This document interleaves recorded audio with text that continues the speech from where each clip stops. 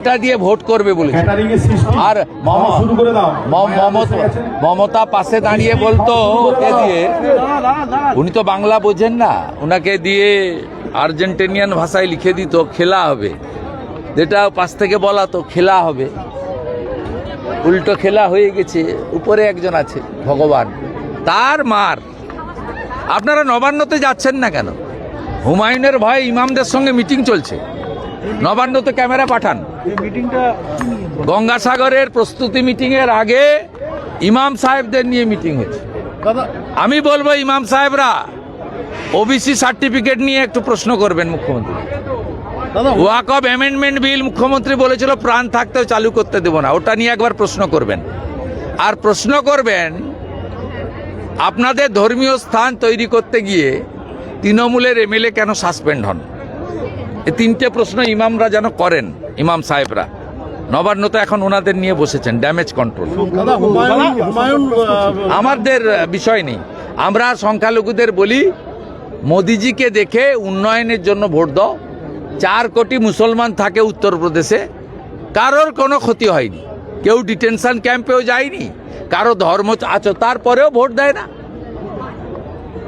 সেই জন্য তো বলি জাত পাত কি করো বিদায়, হিন্দু হিন্দু ভাই ভাই। দাদা, যুব ভারত ভাঙচুরের ঘটনায় আরো 3 জনকে গ্রেপ্তার করা হলো। দর্শকদের গ্রেপ্তার করছেন কেন? এক তো যুবক যারা, সেই যুবকদের ইমোশনকে নষ্ট করেছেন।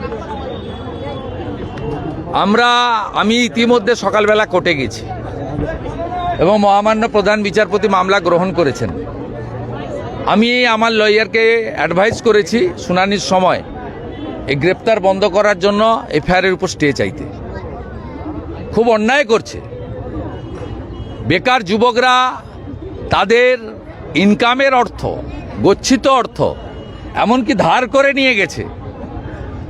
তারা মেসি ভক্ত, তাদেরকে উল্টে গ্রেপ্তার কেন করছেন? আর আপনার অরূপ বিশ্বাস, সুজিত বোস কেন বাইরে আছে? আপনি আগে অরূপ বিশ্বাসকে গ্রেপ্তার করুন।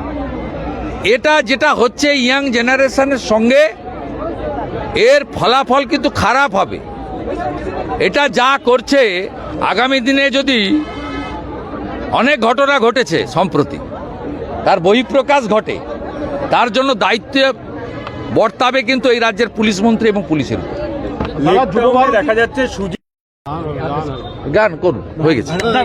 সেটা হচ্ছে যুব ভারতী শতদ্রুগের ম্যানেজারকে যেরকম ভাবে তলব করা হলো, পাশাপাশি বিধাননগর পুলিশ এখন বলছে যে জলের বোতল কিভাবে ভেতরে ঢুকলো সেটা তদন্ত করা হবে। পুলিশ তদন্ত করবে না। 20 টাকার বোতল 200 টাকায় বেচেছে, 10 টাকার চিপস 100 টাকায়, সব অরূপ আর সুজিতের লোকেরা। পুলিশ এদের ধরবে নাকি? আগামীকাল পুলিশের হাতে তদন্ত রাখা যাবে না, ওই জন্যই হাইকোর্টে গেছি।